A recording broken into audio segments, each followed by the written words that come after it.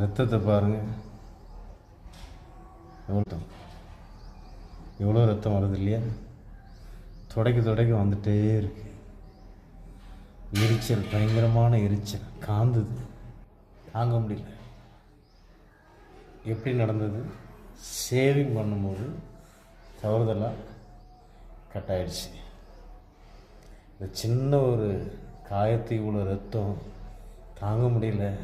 நான் சொல்கிறோன்னே, இயேசு நமக்காக எவ்வளோ ரத்தத்தை சிந்தினாருங்க. முழு சரீரமும் காயப்பட்டு அவருடைய சரீரத்தில் ஒரு சொட்டு ரத்தம் கூட இல்லாமல் கடைசியாக ரத்தமும் தண்ணீரும் வந்ததுன்ட்டு நான் யோவானில் பார்க்குறோம். அருமையான தேவனுடைய பிள்ளை, இயேசுடைய அன்பை நினச்சி பாருங்கள். உங்களுக்காக எனக்காக ரத்தத்தை சிந்தினாருங்க.